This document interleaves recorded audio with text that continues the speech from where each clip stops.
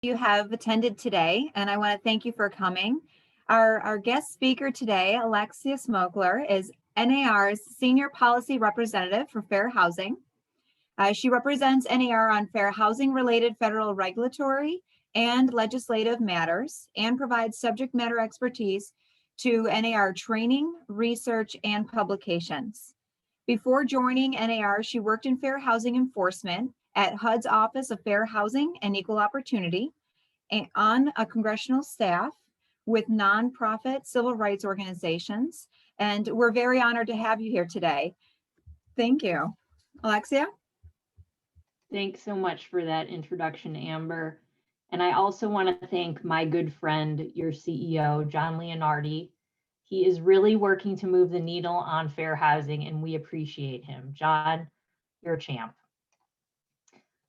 So at the National Association of Realtors, we believe, like John said, our fair housing work is vital this month, next month, and every month. It hasn't always been so, as Miriam mentioned. Like much of America, we've been on a journey. More than 50 years after passage of the Federal Fair Housing Act, we know discrimination in real estate persists. The racial homeownership gap today in 2021 is the same as it was 53 years ago, when it was still legal to refuse someone housing because of the color of their skin. At the National Association of Realtors, we believe the real estate industry has a special role to play in the fight for fair housing, because our historic actions help to create the segregated communities we still live in and unjustly denied home ownership to people of color. As Miriam mentioned, our code of ethics once said, it's unethical to treat people fairly. It's unethical to sell a home to a Black person in a white neighborhood. You could be disciplined for that. That was our official policy for decades. And we opposed passage of the Fair Housing Act. That's our history. We've come a long way from those days. We still have a way to go. But we believe that when 1.4 million realtors act as one together, there's a lot we can do to tackle housing discrimination, expand homeownership in communities of color, and help close the racial wealth gap. So I hope I'm making it clear to you just how much of a priority fair housing is to us at NAR today in 2021. I am part of a fair housing team at NAR that didn't exist a year ago. We now have the former Chief of Fair Housing Enforcement from HUD, Brian Green, as our Vice President, overseeing the development of all NAR federal policy, not just fair housing. I worked on Brian's team at HUD, and that is how I too crossed over from the civil rights world to the realtor world. This morning, I'm going to tell you about our fair housing resources that we have been developing for you, our members, and also about the policy agenda we're advocating here in Washington to help close the racial homeownership gap.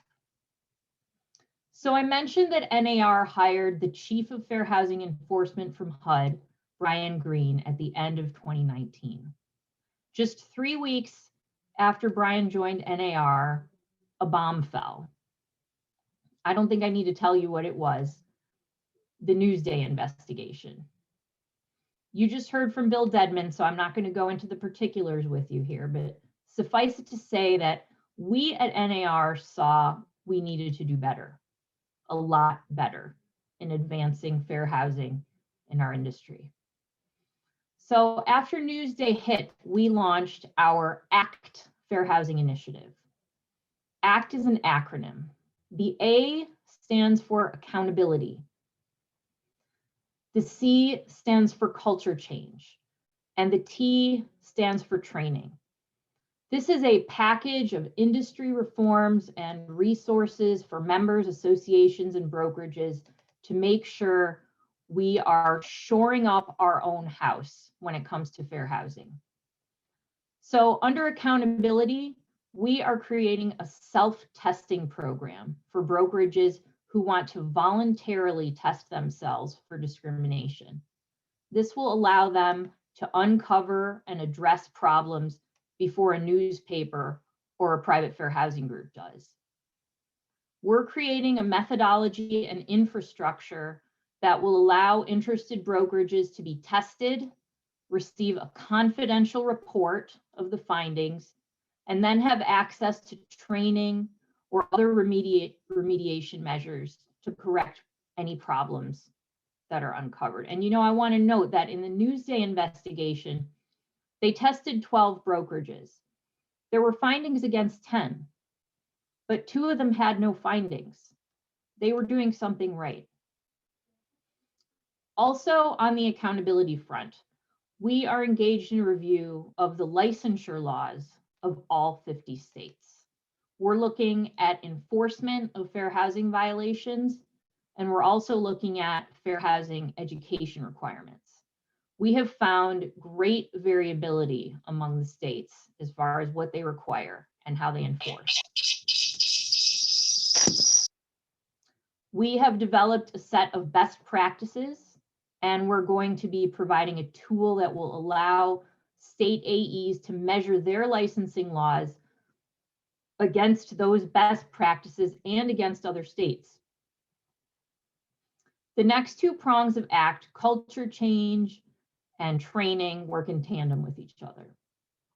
We're very excited about a new video series we've just launched of Realtor fair housing champions who embrace fair housing as a part of their business strategy. We premiered it at our April 15th fair housing event on Facebook Live that was hosted by Soledad O'Brien and featured HUD Secretary Marcia Fudge. If you missed it, I'm posting a link to the video in the chat box.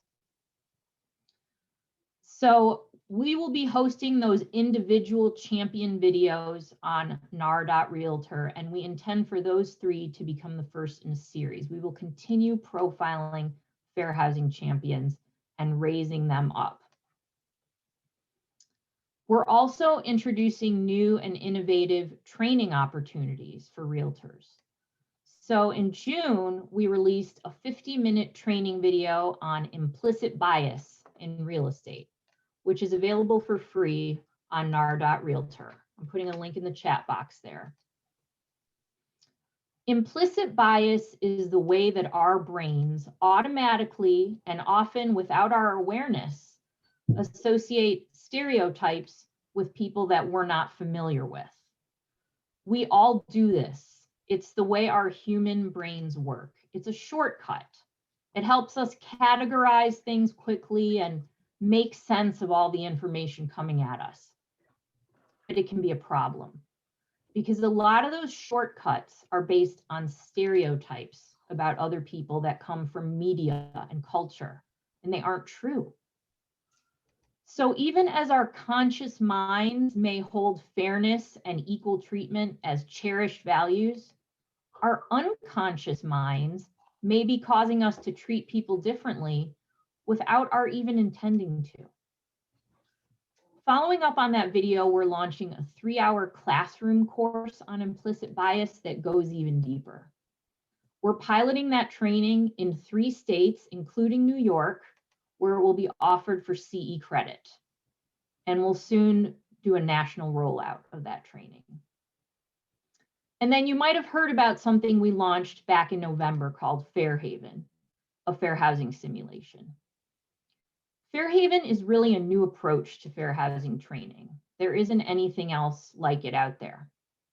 We decided to create it not long after Newsday was published. We saw in more than one of those hidden camera videos, agents referencing their fair housing training.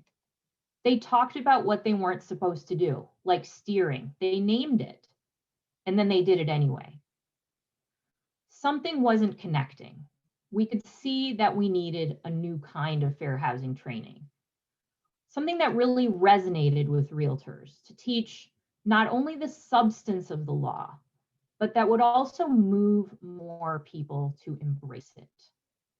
So that's how we came up with this idea for Fairhaven. It's not your traditional lecture and quiz. There's no list of laws and provisions to memorize. We wanted to give members a chance to practice applying fair housing principles in scenarios that feel real.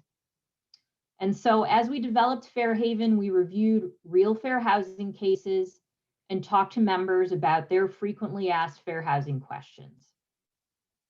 Now, in addition to giving you a chance to practice applying fair housing principles in realistic scenarios, and this is Fairhaven's special sauce, what makes it different from other fair housing training, is that our goal was also to present powerful stories that affect your emotions.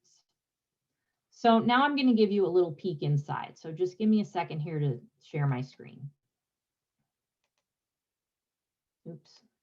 Okay.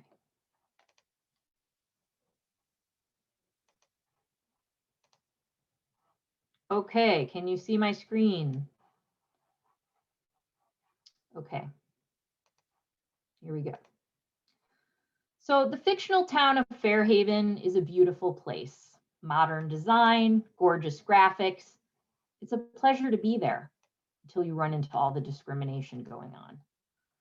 Learners in this fictional town take on the role of an agent.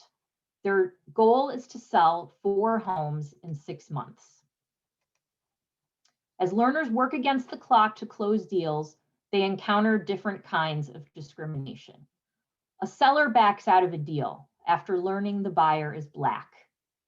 A condo board won't let a buyer who uses a wheelchair build a ramp to access the lobby. You're hosting an open house with prospects of different backgrounds.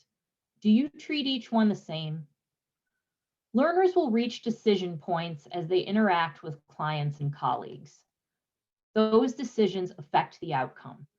If the learner's choices align with fair housing principles, she gets a sale. If the learner's choices do not, she'll have an opportunity to course correct. She will get fed more scenarios and have more opportunities to close deals until the time runs out.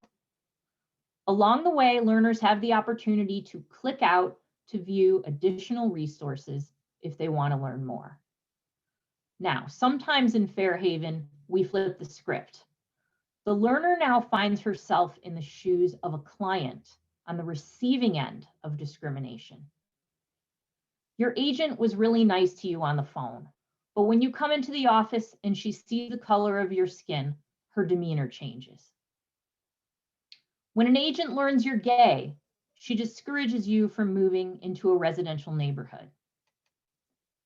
Your agent keeps trying to steer you to a neighborhood where people of your national origin live, even though you've told him it's a long commute to your office.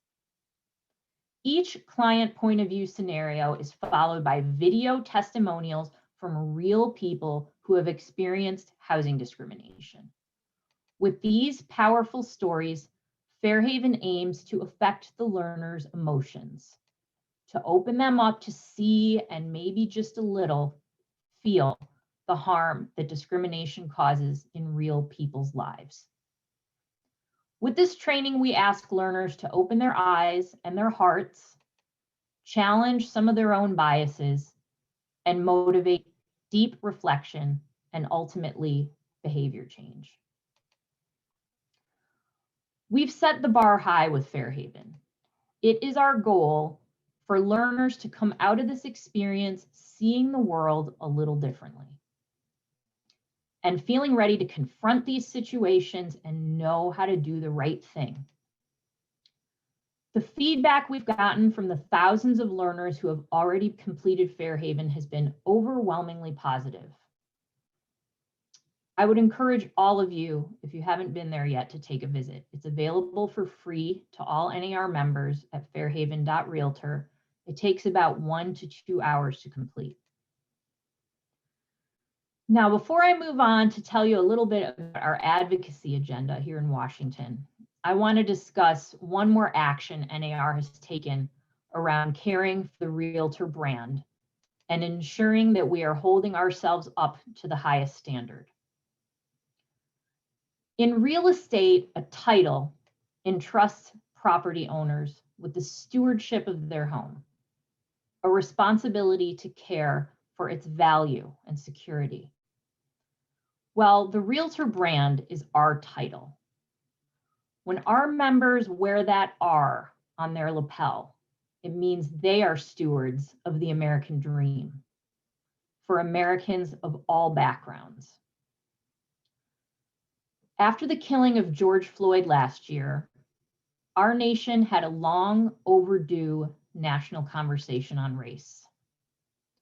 Those conversations shifted the landscape for many Americans.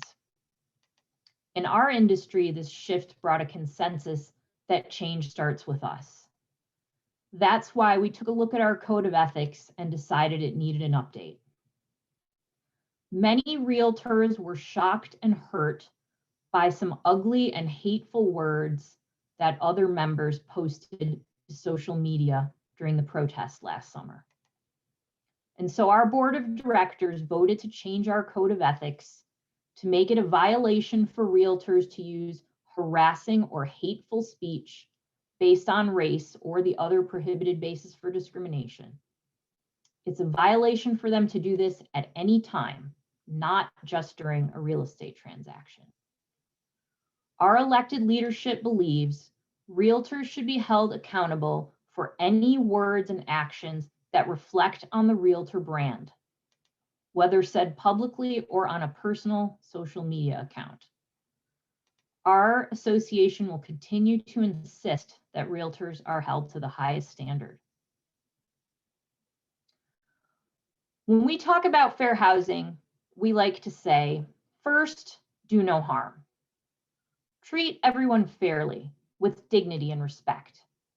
Make sure you have standard policies in place so you are treating every client the same. Help the client lead you. Don't make assumptions. Check yourself for your hidden biases. First, do no harm. But second, repair the harm. You know, the Fair Housing Act of 1968 made housing discrimination illegal. But by that time, systems and structures were already in place that had locked many qualified buyers out of home ownership and prevented families from building equity and intergenerational wealth. The federal government's redlining policy during and after the Great Depression created neighborhoods of disinvestment, where banks refused to lend, that still exists today. Under that policy from 1934 to 1968, 98% of FHA loans went to white borrowers. Again, after World War II, the federal government financed the building of the suburbs and the highways to get to them, so that the returning GIs and their families could move into affordable new homes. That was when America officially transitioned from a land of renters to one that was majority homeowners because of those federal programs. But those new developments all had racially restrictive covenants written into their deeds, barring a Black veteran from moving into that neighborhood. We venerate these World War II veterans as our greatest generation, and yet millions of them were excluded from the benefits our government provided because of the color of their skin. So my grandpa came back from liberating Paris with the US Army and bought a new house in a new subdivision, but somebody else's grandfather wasn't allowed to do that. My grandfather could build equity and pass that wealth down through my family. Other families couldn't do that. I say to my white friends, think about if your grandparents had been barred from buying a home or steered away from a home that would appreciate greatly to a neighborhood where banks refuse to invest.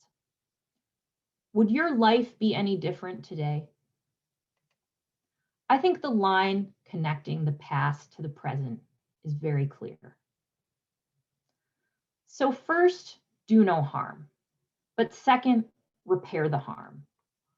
Our advocacy agenda here in Washington seeks to do that by advancing public policy to help close the racial homeownership gap and to make homeownership more accessible to first-time buyers of all backgrounds.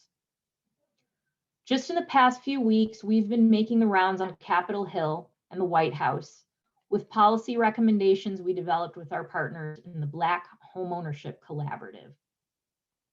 We worked in coalition with the National Association of Real Estate Brokers and a diverse group of partners ranging from the National Fair Housing Alliance to the Mortgage Bankers Association.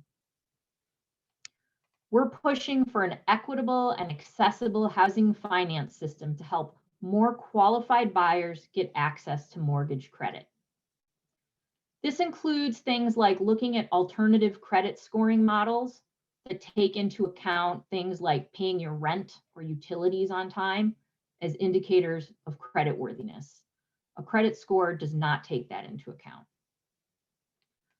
We want to deal with the student loan debt that is disproportionately burdening young African Americans and delaying people of all backgrounds, young people, from becoming homeowners. You know, young people today have far more student loan debt than their parents or grandparents had. And that's preventing them with coming up with a down payment. We're advocating for increased funding for down payment assistance, homeownership counseling, and foreclosure prevention. And we're pushing to increase the housing supply to tackle this inventory shortage that is pushing prices up and out of reach for so many families, especially families of color. I'll leave you with one final thought. Implicit bias training teaches that the number one thing you can do to stop thinking about people stereotypically is to form lasting interpersonal relationships with people across lines of difference, not just at work, personal relationships. So my final word to you is get out of your comfort zone, expand your circle, make a new friend, make lots of new friends, friends who have lived a different kind of life than you have. I think that's a good note to end on, and I would now be happy to take your questions. Thank you, Alexia. We do have one. What advice can you give to the agent who is not able to understand the person's voice on the phone? Is that because of an accent? So there are different ways you can work with limited English proficient clients. I would say you might consider meeting in person if that could help. Check to see what resources are available in your community for interpretation. In some communities, there are free resources available through community centers. Ask them if they have a friend or family member who could help interpret, but be careful that it's not a child. You could also consider using a paid interpretation service like LanguageLine. Great. One of the other... Oh, and here's some other advice: text messaging. Yes, in my, I volunteer representing pro bono immigration clients, and my clients speak Spanish, and we use text messaging, and I use Google Translate and then text message with her. I love Google. It has some great free stuff for us to use. What other questions does everyone have?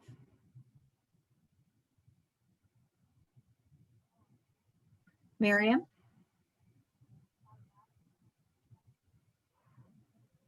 Sorry. Alexa, I mean, I think just going from the beginning, how do we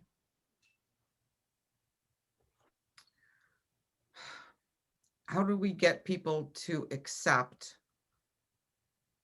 that I've done I did Fairhaven, I'm a member of, housing on NAR, whatever. But how do we get people to just accept that that it happens?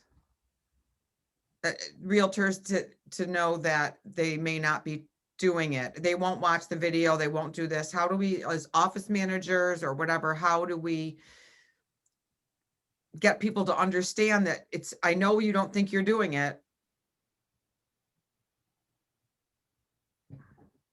You're talking about like implicit bias Just the or, way that, the way that people look at things. And then of course, managers, I mean, we have a very non-diverse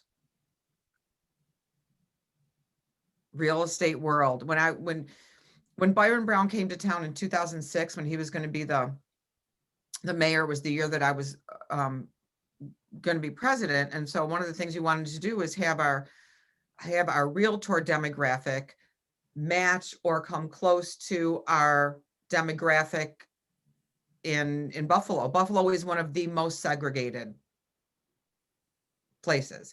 So we were trying to figure out how to, people say, well, but that it doesn't really exist here. It doesn't. And so how do we get that acknowledgement that I should do Fairhaven or I should understand? Because most people are just like, it doesn't apply to me. well, it's the law.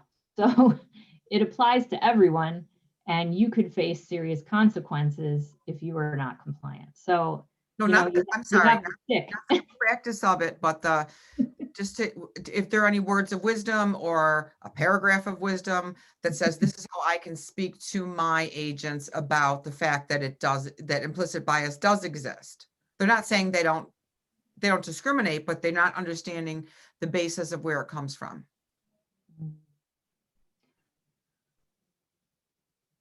Well, Or to open up their eyes to what we actually have in our area. Right. I think the Newsday investigation should be required watching for everyone.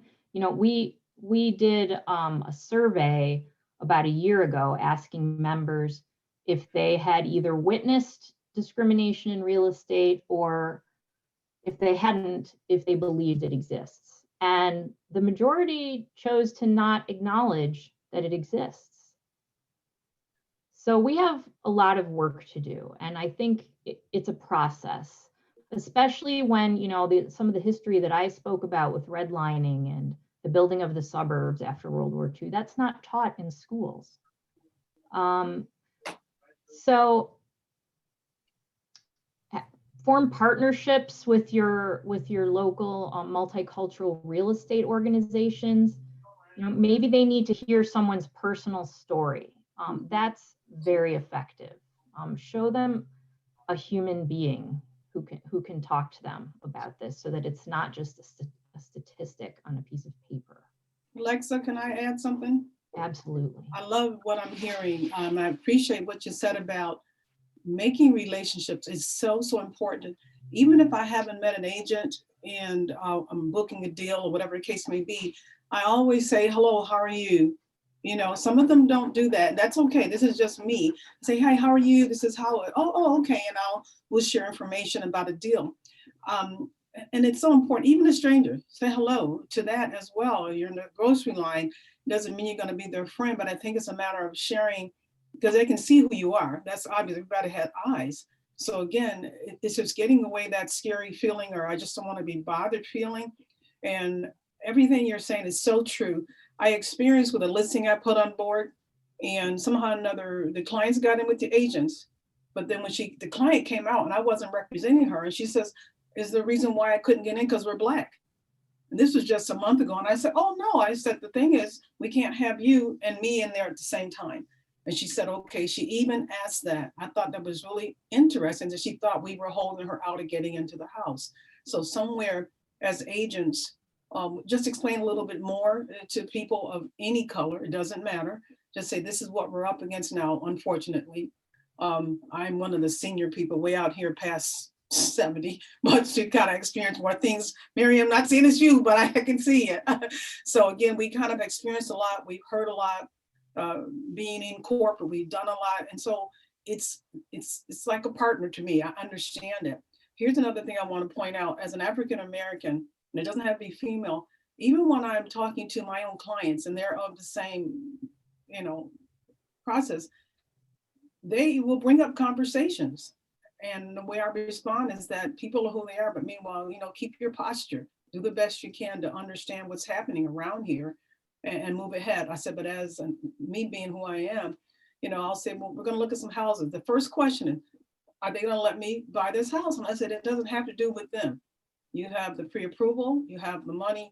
Should you run into any problems, we do have that anti-discrimination form. If you feel that, you can file. And I hate to do that. It's like, you know, you can do this. And I'm like, I don't even want to get them to that level. But if they ask, I'll say, well, the form is provided. So let me know if you feel uncomfortable about anything at this point. So it's a tender issue. I call it a tender piece to be involved in. And hopefully other agents, you know, have some of a heart to it, regardless of who calls you, what language. And that's another thing too. It's not easy, but I do actually ask for help from some of my Arab or Bangladesh agents. I need a little help here, so I'll give them a call. But thank you for listening. Yeah, that's great. Thank you very much for sharing that. We do have a few people that have their hands raised. The first person here, John Leonardi. Hey, everybody. I think it's important to know that this isn't going to change overnight. We got to take baby steps, right? And this is, as Alexia said, it's a process. And we can look back, learn from history, but going forward, as she said, be kind, do good. And remember, we just got to move the needle a little bit every day. And in your day-to-day business, when you're dealing with people, if you experience someone else doing it, have the courage to say, wait a minute, let's have a conversation about this. Because there's another component to this. When the neighborhoods, if you watch the last week's with Bill Dedman, there are communities that just are not appreciating because they've been so depressed. And that affects the entire community, not just that neighborhood. And so if you run across another agent or just anybody, have the courage to stand up and do the right thing. Thank you. Thank you, John. Rosalind.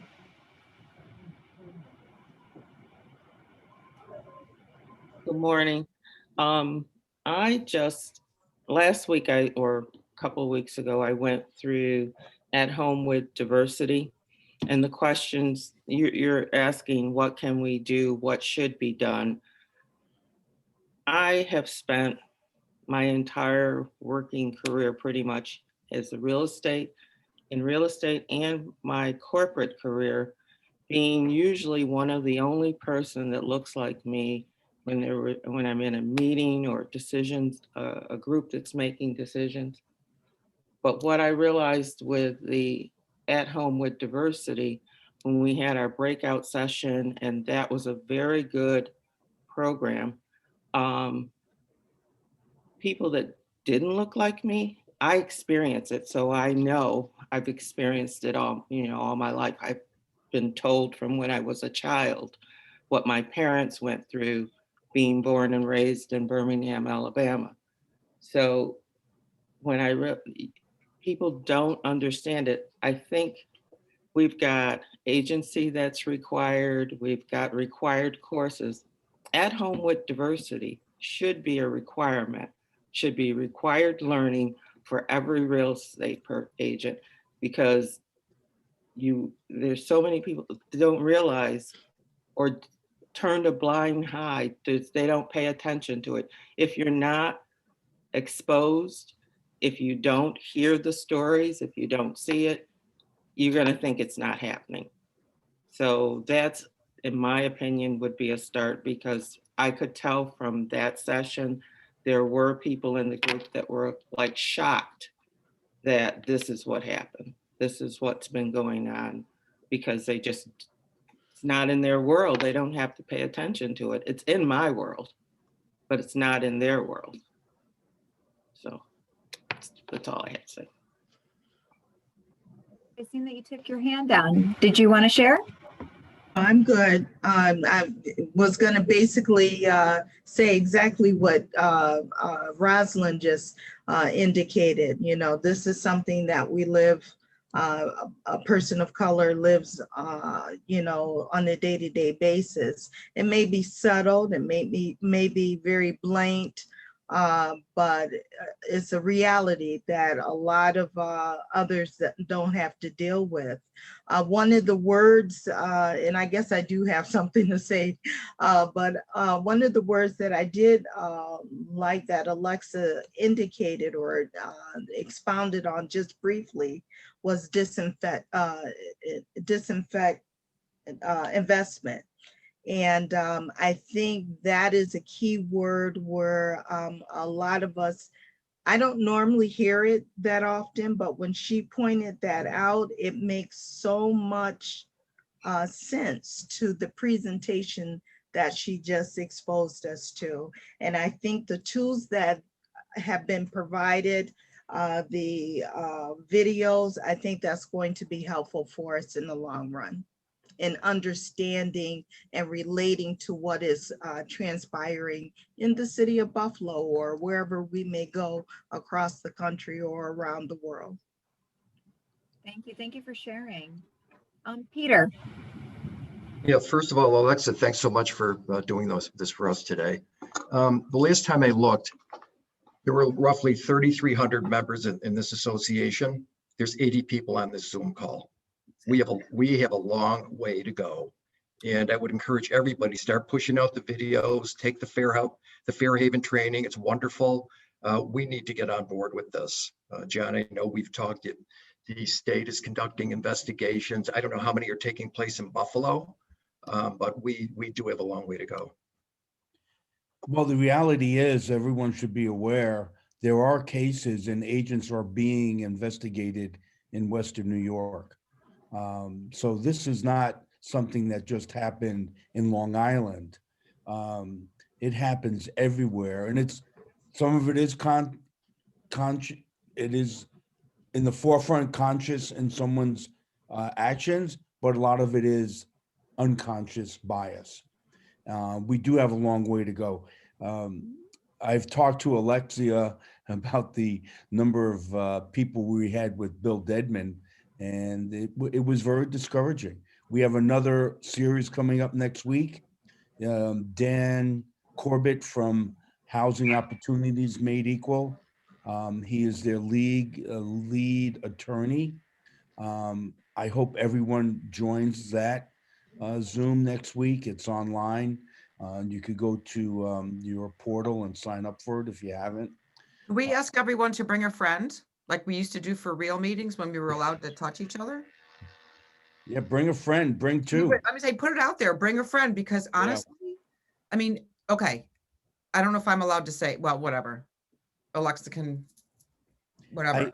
I am of a faith, and I was recently with some people who told me they got a good deal because they blanked them down.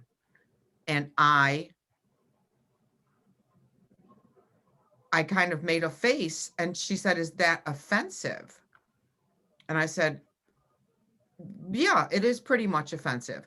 So I think the other part is not only bring a friend, but also when something happens that's not acceptable, we need to find a way to deal with it where there's a certain, like when I was managing, I would walk in, I would say, "I know I didn't just hear that." But there's got to be a way to address it. So maybe some skill set on how to address something when you find it distasteful would be a really good thing to do. And maybe we can help write that, offer something like that. I don't know what you think, Dor, but John, if we could have people just say, really bring a friend. It's a Zoom meeting. You can wear your pajama pants, but because people don't, and this goes back to my first statement, because people don't believe this applies to them because they don't do it, they don't feel they need to be a part of it. Thank you, Miriam. John, I know that did you finish what you were saying? Alexia, can you talk to the lawsuit? I think it's in Connecticut or Massachusetts, where the seller is being sued. So the members understand that sometimes the violations are with the consumer as well. Yeah, so in that case, there was a verbal agreement. They had gone through some contingencies and everything was in order. Then they sent the contract over for signing, and they were about to sign and there was a typo and they were fixing that. And then the seller noticed that the buyer's name was Ebony. And the seller pulled out. And in that case, her agent, the seller's agent, ended up, she had to cut ties. And that's what you have to do if your client, your client can be held liable also. The seller in that case was violating the Fair Housing Act. And you have to let your client know you are violating the law, you can be sued. And if the client, persists, then you have to drop them. And in that case, that agent who represented the seller ended up having to be a witness in the case and provide testimony in the case that the buyer filed against the seller. Thank you for that. Gary, you have your hand raised? Good morning. Somebody mentioned about the difficulty sometimes in understanding, over the phone language barriers and things like that. And, I just found that to slow down. I talk a little bit faster than the normal person. But I also feel with clients of just different cultures, if you will, that when you find out more about them, you share, your favorite recipes. It gets that is, to me, it seems more about fear that I don't know, what that, where that person's coming from, and so you're just understanding, trying to find out what, where they're from, share some recipes. And it seems for me, I've had no problems, at least I don't think I do. This is one of those being ignorant and not knowing you're ignorant, right? That, just trying to understand and get the more information you can get, the more understanding you have.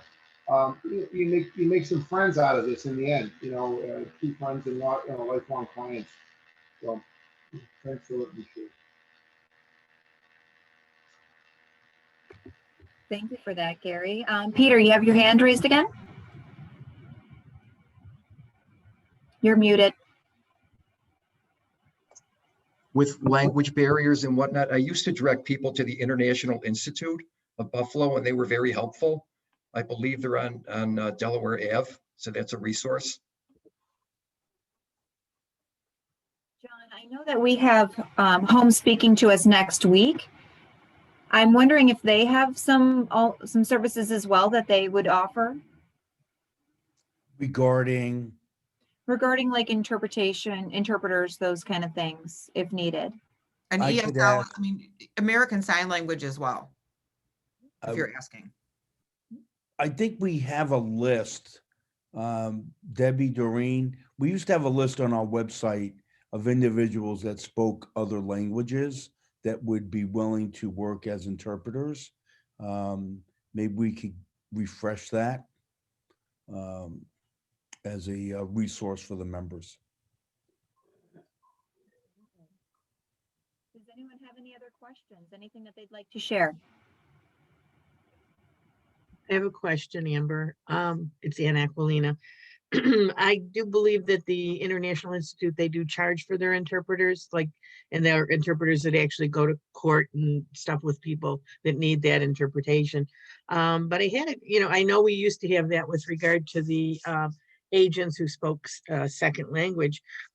It's very, it would be, and I actually once had someone, and I went to the Bar Association, and ironically, they don't have a list of any attorneys who actually speak second languages, which I think is just a little silly. So I think that might be a good thing. But I had a question from the other day, and I know we're not supposed to discuss school districts because that could be very easily, into steering, but do we have access? I know Business First prints, the school, their findings as far as schools and their ratings. Do we have access to anything like that as realtors, just generic information? Because it seems kind of labor intensive if someone's new to the area and they go, well, what about the schools? If we could point somebody to something, rather than saying RPR. our PR has it. Oh, thank you, thank you, Miriam. But yeah, it's because you want them. I mean, obviously, you can't say call every school district. That would be a little crazy, and it's even hard to get people on the phone. So, but thank you for telling me that, Miriam.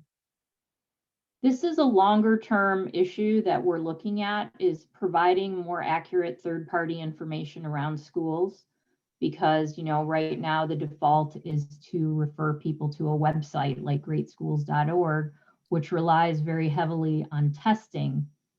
And what we know about testing is that it doesn't necessarily accurately measure the quality of instruction in the school. What those standardized tests measure more accurately is the income and education level of the parents. Testing doesn't measure, does the school have a great program for special needs kids? Does the school have a great football team, arts program, science lab? And I think that's the information that parents care about more than a standardized test score. I know when we were buying a home, I have a 6-year-old daughter. Our neighborhood school doesn't have a very good rating on great schools. But because, we had access to other information, we knew that her school is great. They have great teachers. We have a very involved PTA. So we are engaging in a longer term project about how can we help kind of disrupt this school information architecture to make more holistic information about schools available to clients. So watch this space. I have a quick mention. I wanted to share my screen. I know I could see that Annette wanted to say something, but we do have that feature available for finding those who have language options. So when you go to contact us, find a BNAR member. When you come here, you'll see that you actually have all languages available. And I just picked Arabic without knowing any names, and I click search. And there's everybody who speaks Arabic. So we do have that function available to those, right from the Find a BNAR member on our website. So just so you all know, if you're having some struggling, there's somebody out there that probably can help you along. Peter, can you go through that real quick one more time? Yeah. Give me a second, because all my screen's all over the place now. I'm going to close this. Sorry. So under the BNAR.org, you're going to go to contact us, find a BNAR member. Mm-hmm. And in the new site, it'll be an iframe, so you won't have to click on this to launch it. It'll be right embedded in that. And then you'll find these search parameters, and one of them is languages. And then you can slide down to find anybody who speaks Hindi. And there you are. Very interesting. Thank you. Yes, no problem.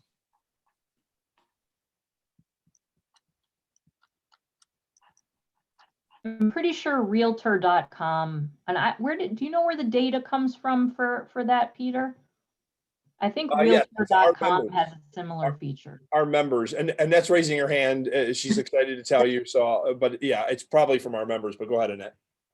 Yes, it's from our member record, and you can actually do it right from your member portal under Find a Member. I know he showed you from the BNAR website, which is one way to get there. But right from your member portal at the upper right, you will see Find a Member near your logout from your portal, and it's right there. And our members just need to call us at this point. Eventually, it will be on their edit screen. Thank you, Pete. Right to the right there. Thank you. And as I mentioned, eventually it'll be on your edit screen so members can add their own languages. We're working on that now. Thank you very much. Does anyone else have anything else they'd like to share or anything else they'd like to ask?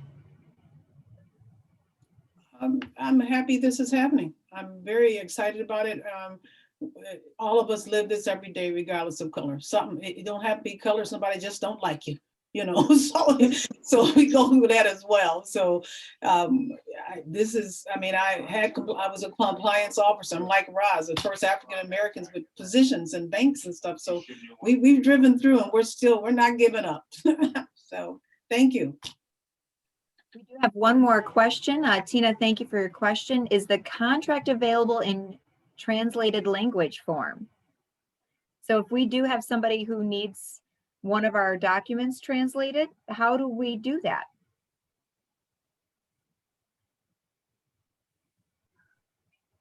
Annette? I think what we've talked about in the past, because we did speak to the Bar Association about it, and to try to just do an automatic translator, you could do that somewhat on Instinet, but it may not translate it fully. And so that's probably where the International Institute will come into play, to try to get somebody that's really a professional that can interpret it exactly the way it needs to go over in that type of language. Can I just add something? Can you hear me? I can hear you a little bit. I don't know who you are though. Oh, hi. I'm Yvette. Hi. I just want to agree with Hawa and other agents that we've all experienced this type of behavior across the board. But when I worked in different jobs, mostly customer service, we had a service available to us where we could get someone on the phone to help us translate. We could just dial in. Do we have anything like that as a NAR or BNAR? We could get someone on the other line, like a third party. Can you hear me? Okay. Do we have anything available through the BNAR or nationally? That is a great suggestion, actually. I work for the Small Business Administration. So whenever we had anyone on the other line, we had a service provided to us that we could just dial into. And so that person would help interpret the call, and then they would interpret what you were saying back to the person.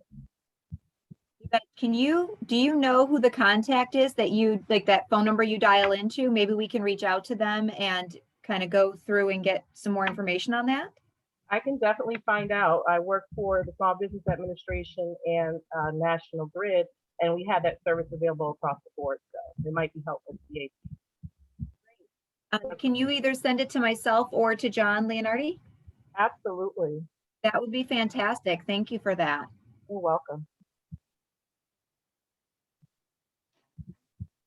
Anybody else? Well, this has been a fantastic event today. I know I've learned a lot, and I'm super excited about everybody else. The participation was fantastic today as well. So I'm very excited for next week. I hope all of you can join us. Just to let you guys know a little bit about what we're going to see next week.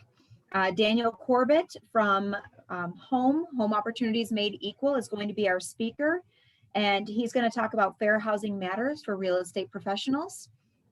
Fair housing is the cornerstone of the right to own, use, and transfer private property, ensuring that everyone has an equal opportunity to realize the dream of homeownership through a free and open real estate market.